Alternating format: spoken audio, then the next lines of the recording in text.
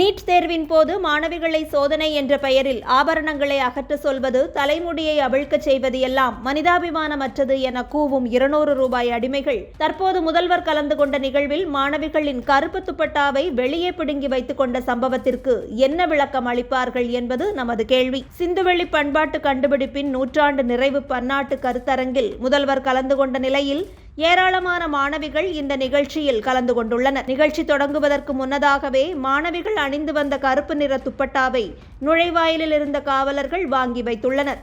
கருப்பு நிற பை மற்றும் குடை ஆகிய பொருட்களையும் வாங்கி வெளியிலேயே வைத்துள்ளனர்.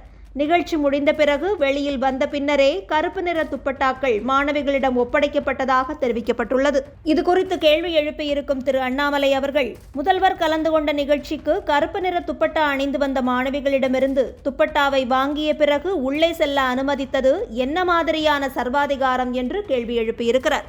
பிரதமர் இங்கு வரும்போதெல்லாம் கருப்பு பலூன் பறக்க விடுவது, மணிப்பூர் பிரச்சினைக்கு கருப்பு உடை அணிவது, பாராளுமன்றத்திற்கு செல்லும் போது கருப்பு ஆடையோடு செல்வது என்று கருப்பு அரசியல் செய்த திமுக தாங்கள் ஆளும் மாநிலத்திலேயே தங்களுக்கு எதிராக கருப்பு எழுந்துவிடுமோ என அஞ்சுவதுதான் காலத்தின் கட்டாயம். இந்த நிலையில் அண்ணா பல்கலைக்கழக விவகாரத்தில் பாதிக்கப்பட்ட மாணவி குற்றவாளி ஞானசேகரனின் அலைபேசியிலிருந்து அழைத்த சார் குறித்து சிறப்பு விசாரணை குழுவிடம் தெரிவித்ததாக நேற்று சில செய்திகள் வெளியாகி இருந்த நிலையில், சார் குறித்து சிறப்பு விசாரணை குழுவிடம் மாணவி கூறியதாக சொல்லப்படுவது அடிப்படை ஆதாரமற்றது எனவும், ஆபாச பதிவுகள் கொண்ட எந்த ஒரு ஆவணமும் பறிமுதல் செய்யப்படவில்லை எனவும் காவல்துறை அறிக்கை வெளியிட்டிருக்கிறது.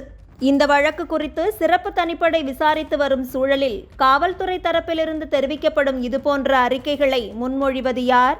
இந்த வழக்கு சரியான திசையில்தான் செல்கிறதா என்பது மக்களின் சந்தேகமாக இருக்கிறது. இதுபோன்றே அமைச்சர் திரு துரைமுருகன் அவர்களது வீட்டில் அமலாக்கத்துறை சோதனை நடைபெற்ற பிறகு ஒன்றும் கைப்பற்றப்படவில்லை என கூறிய துரைமுருகன் அவர்கள் அன்று இரவே அவசரமாக டெல்லிக்கு புறப்பட்டது ஏன் என பலர் கேள்வி எழுப்பி வருகின்றனர். அது மட்டுமல்லாமல் அவரது மகன் கதிரானந்த் வீட்டிலிருந்து பல முக்கிய ஆவணங்கள் கைப்பற்றப்பட்டிருப்பது குறிப்பிடத்தக்கது. அன்றாட வாழ்வில் மக்களுக்கு இருக்கும் பிரச்சனைகளை கவனிக்கவே நேரமில்லாமல் இருப்பதால் அரசியலை அவர்கள் கவனிக்க மாட்டார்கள். 2000 ரூபாய் கொடுத்து மக்களை சரி செய்து விடலாம் என எண்ணும் திமுகவின் எண்ணத்தை தமிழக மக்கள் நிறைவேற்றுவார்களா இல்லையா என்பதை பொறுத்திருந்து பார்க்க வேண்டும்.